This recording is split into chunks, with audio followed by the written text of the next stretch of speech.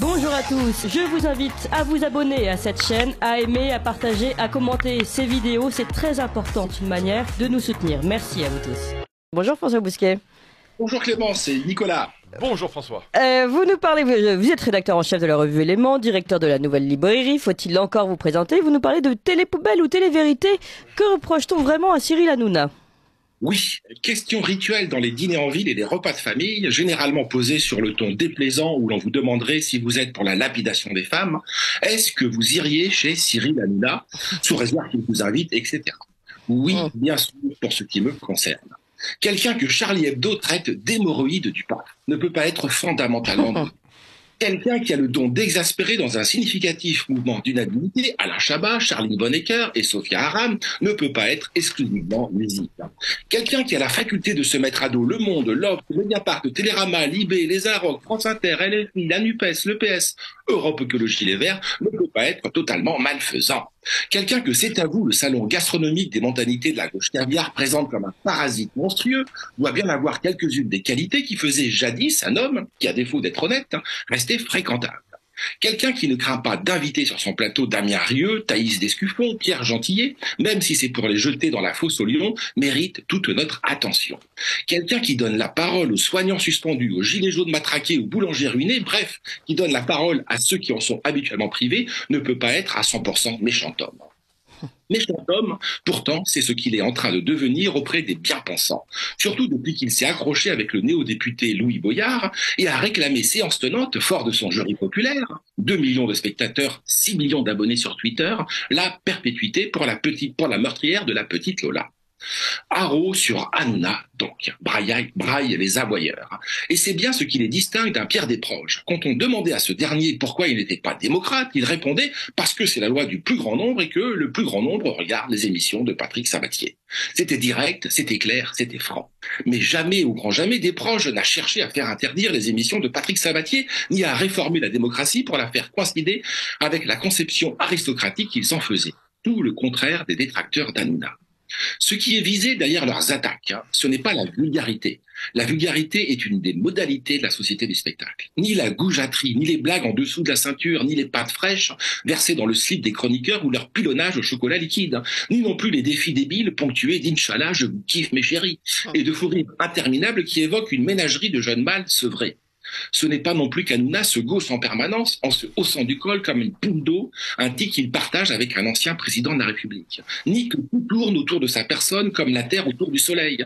Ni qu'il soit entouré de faire-valoir et de souffre-douleurs qui en redemandent, c'est le prix de la notoriété, et qui ne sont choisis qu'en raison de leur absence notoire et évidente de qualité. Que valent les avis éclairés de Gilles Verdez, la morgue impayable de Mathieu Delormeau, les conseils conjugaux de Benjamin Castaldi qui se disputent le premier prix de l'insignifiance dans ce match de catch truqué qui est TPMP et qui illumine néanmoins le sourire de Delphine Vespizer.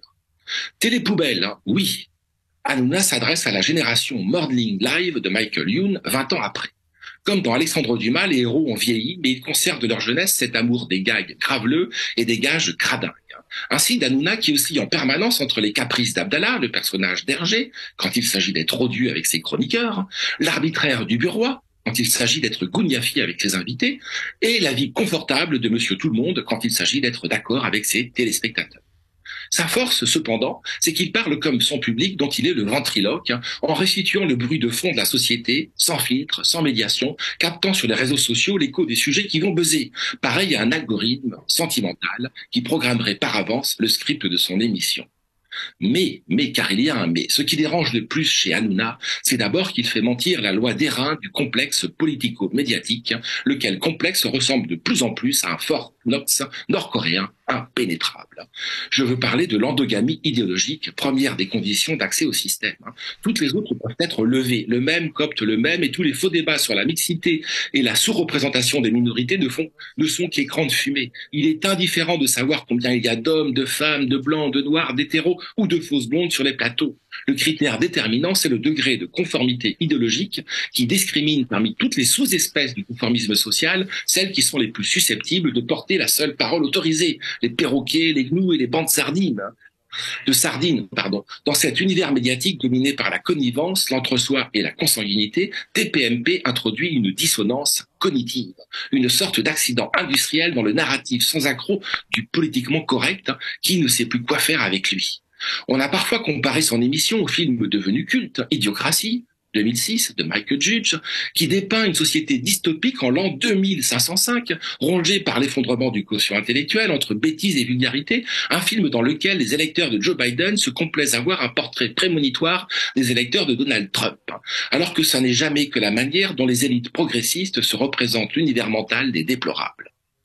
Et c'est comme cela que la gauche voit les abrutis de droite et la bêtise du peuple renvoyée à sa vulgarité atavique dont Hanouna serait le maître étalon.